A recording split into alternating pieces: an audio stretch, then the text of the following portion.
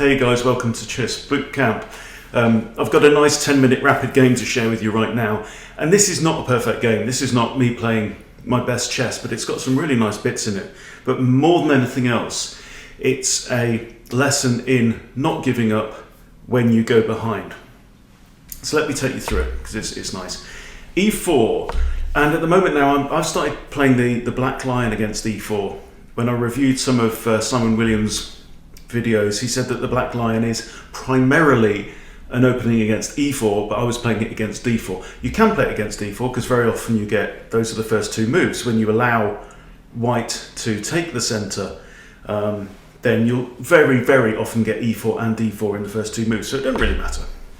Okay, now we have knight to F3, so it goes against what I just said. Knight to F6, and I'm just going to follow my standard opening sequence. Knight to D7. There is a risk here of knight G5 because I can't castle at this point, so there is a threat against F7, but my opponent didn't capitalize on that. They castle and I push H6 to stop the knight coming in here because I've noticed the threat. Okay, and now we have C3 and I push E5. So these are all the standard kind of black lion openings. I've moved H6 early because I didn't want the knight coming in there, and the other moves are going to be C6 and Queen C7. Okay, and then the knight starts its maneuver around there. Okay, so Bishop E7, C6, Bishop drops back, Queen C7, and now there's a pawn push in the center, creating some tension, which I ignore. I just play G5 as normal. Pawn takes, pawn takes. So far so good. What we do notice here is that there is actually an undefended pawn in the middle of the board, so E4 is hanging. White notices, drops the bishop back.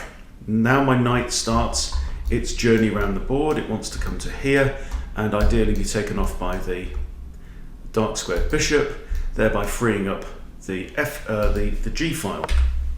Okay, now we have B3, knight comes round, C4, knight comes round. Okay, now in this instance white doesn't capture with the bishop but instead pushes a pawn, and now this allows me to start clustering my pieces around.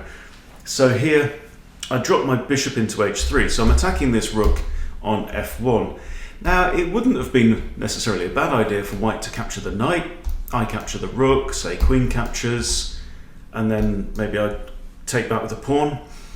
That's kind of an equal trade, pretty much. But white decides to move the rook out of the way, and now I drop my knight into G2. So I'm really trying to swarm around black's king and suffocate it here. So I'm hitting the rook again, and the rook comes up to E2, and now I come in with another piece. Knight G4. And this king is starting to look quite intimidated here. Now a knight comes up to D2, and I put my bishop here on D6, and the reason for that is that I want to castle queenside and put my rook on this open file, lovely open file on the D file, but in fact I could have just done that straight away, because after white's last move, this is what I didn't notice, you see, it's not the most accurate game on my part. Okay, so with knight to D2 I could actually just castle straight away, pinning the knight against the queen. I didn't do that, because you see I was stuck in my previous pattern, my previous train of thought, and I missed what my opponent had just done. So obviously not concentrating too well. I was trying to multitask at the same time and do some work. And now white drops the knight back to E1, okay? And this is just another example of the same thing. I'm just caught on the train tracks, unable to respond to what my opponent's doing here. Okay, so what we realise now is, what I should have seen is that there are two attackers against this knight here. Two attackers and only one defender, right? But I thought, hey, my knight's there, it's defended by a bishop, blah, blah, blah, go ahead and castle. Knight takes knight. Okay, so I've just blundered a piece. So rather than give up my light squared bishop, which is in quite a threatening place here in the corner of the board, I decide to keep the tension. This knight can't really progress anywhere, it can only go back to e1. So I centralise my rook a bit, maybe thinking about a pawn push, pawn break on the f file at some point. And now white pushes f3, attacking my knight. Okay, so what I probably should have done or could have done here is capture the knight. If king captured, I could have actually captured the bishop with a fork on king and queen. I didn't see that idea at the time, I just took straight away. And then knight takes back. Okay, so I'm still down a piece. Now some people might give up and resign at this point. But, you know, you shouldn't, really. This is not a lost position. This is I mean, look, if I was playing against a master level player, you can pretty much assume it would be a lost position, being a whole minor piece down. But I'm not, so, and clearly I'm not a master. I push f5, and I knew there were 3 attackers on that square, and only 2 defenders. But I did it anyway, and simply just gave up another pawn. Okay, so now bishop captures knight, pawn capture. So we've got double pawns, but then I've got an isolated pawn here on the e-file as well. So it's really not looking very good right now for black. Then I start to think about some attacking ideas of my own. It's time to settle down and see, okay, well look, this has happened, there's nothing I can do about it. I'm 4 points down in material, okay, but still, maybe it's possible to attack my opponent, win material back, win the game. Let's see.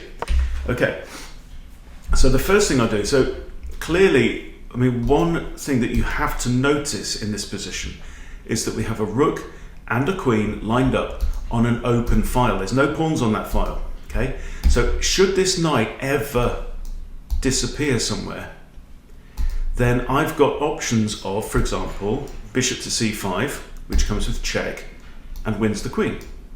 Okay, but I can't play that yet because the knight's there. So, and also I don't really want to show my hand either. So I simply move my queen here to a5, where it is looking at the knight. Okay, so now I've got one piece looking at that knight, and now white just pushes g4. Okay, now can you see a move for black now that wins material? And it's using what we've just been talking about, using the discovery of the rook, using the queen, and also uses this bishop. So the move is bishop to b4. And this is a really cool move because we now have 1, 2, 3 attackers suddenly against d2. So if you look at it, with a single move, I've gone from 1 attacker, okay, to 3 attackers against that square there. And there's no way that, I mean, white can't defend with this bishop, it's on the wrong colour square.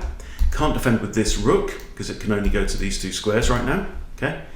So what can white do? And he actually thought for a minute and a half over this move, and just moved the queen away. So I grab the knight, and now the queen goes to f2. And now, when you are tactically minded, okay, what do you notice with this pattern here? Right? King and queen are on the same diagonal.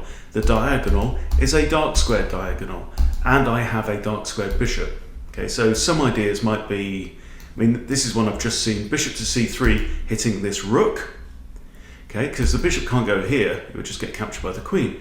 And then if this rook moves, even if it moves here, you've got, for example, bishop d4 attacking the king and the queen, then the rook would have to capture and white would go down the exchange. White is currently just 1 pawn in front, okay, having lost that knight. So that I didn't try that way. I moved my bishop back to f4, where it's defended by this pawn and defending this pawn again. So this pawn's now defended twice. But I'm holding the idea of the queen pin. I've kept it in my pocket for later, right? So now a4 is pushed. Now I come in with the queen attacking the undefended rook on a1. So the rook moves forwards, and now this is another nice move. Rook to d2. Okay, So I'm threatening this rook. However, if rook takes, I can then play bishop to e3 and win the queen. Okay, so the rook can't capture. So what we have instead is queen takes a7 check, king to c7. Now, I think here white runs out of checks because he can't play there because king takes, can't go there because queen takes, can't capture the pawn. So what's he going to do? Moves the rook away, and now this is just a lovely way to finish. Bishop to e3 with an awesome long bishop fork, and just gorgeous to see, because the queen attacked down that same diagonal line. It was still open to this double attack or fork by the bishop. So you have queen takes bishop, queen takes, and at that point my opponent resigns. So the moral of the story, what's the lesson here? If you blunder a piece, like I went down a knight and a pawn, so you go down a whole minor piece and a pawn, don't automatically resign, because you may be able to find your way back into the game. Sometimes when you are ahead in material and you feel like, oh, I'm doing really well here, it can cause you to relax a bit, and it can cause you to just lift off the gas just a little bit. And that's the point where you, as an improving player, need to go, okay, now I'm not going to panic. I'm not going to get stressed because I've blundered some material. It's only material. Material isn't the only imbalance that you can have in the game. See what those what opportunities still remain. See what new opportunities may have arisen from an exchange. Right? A lot of people who will automatically just capture and grab material, it can leave vulnerabilities. So look out for those. Okay. So that's it. Thought I'd share that game with you. Pretty enjoyable game. Thank you for watching. Thank you for your support. Really appreciate it. If you haven't subscribed to Chess Bootcamp, please do. Otherwise, see you soon.